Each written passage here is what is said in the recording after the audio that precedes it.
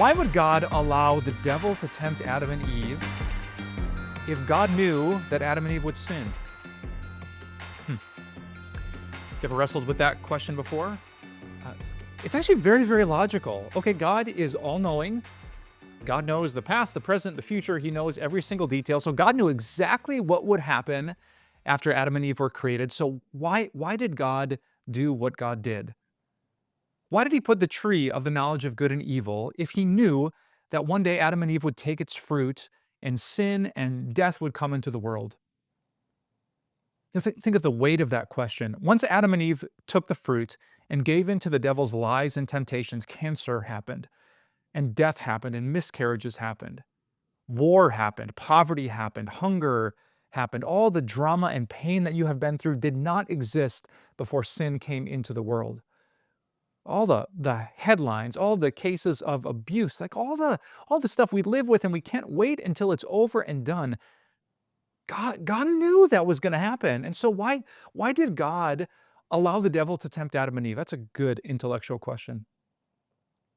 Actually, over the years, I've realized that there's like 10 different versions of that same idea. Why did God allow the angels to become demons if he knew that one of them would tempt Adam and Eve? Why didn't God just banish the devil so he couldn't even get into the garden? Why did God even create the tree? Why didn't God just end humanity and start over with holy people who wouldn't pass on original sin to their children? There's so many versions of that question that when I just step back and think, if God knows everything, he must have known this. And if God knows this, why did he do this? Ooh. So what do we say? How do we defend the goodness of the God who knew it and yet somehow allowed it? What I'm about to give you is not going to be a satisfactory intellectual answer. So prepare thyself. Here's my answer. What do you know? I'm not trying to pick on you. I could rephrase the question. What do I know?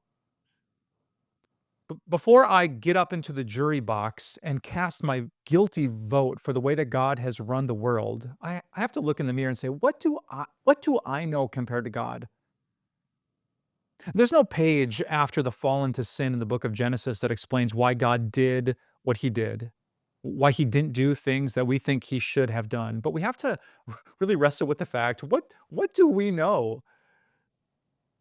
Big picture. I mean, how small is our knowledge compared to the knowledge of God? Maybe you're familiar if you've read the book of Isaiah. In chapter 55, God says something like, as the heavens are as high above the earth, so are my thoughts higher than your thoughts, and my ways higher than your ways. Maybe that's God's poetic, nature-y way of saying, what do y'all know?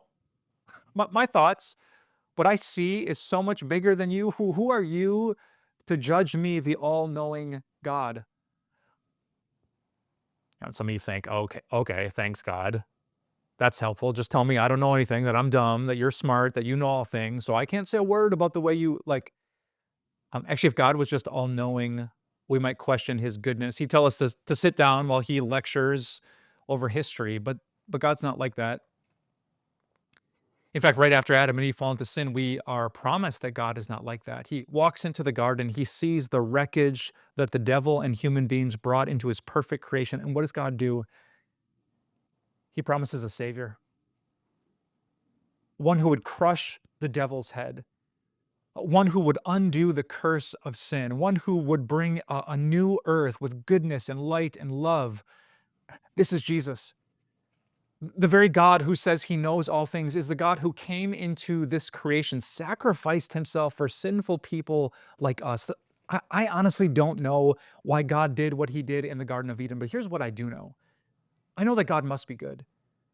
I know that if God died for me despite my sins, he has to be good. I know that I can trust him because he's obviously not taking advantage of me. If he shed his very blood on the cross, if the Father gave his one and only Son, this is a God that must love. This is a God certainly that I can trust. Do I always understand his ways? Not even close. As the heavens are higher than the earth, so God's ways sometimes seem mysterious and incomprehensible to me. But I love him and I trust him despite my questions. Believe me, when that day comes and I see God face to face, I don't know if we get to ask questions we had here on earth, but that's going to be one of the first ones on my list. God, why? Why did you do it this way? But I trust that God will have a good answer for me, even if I don't see it yet. He's a God that's worthy of my trust because I've seen the love of his one and only Son. I pray that you've seen it too, so that you can trust him today with your whole heart and lean not on your own understanding.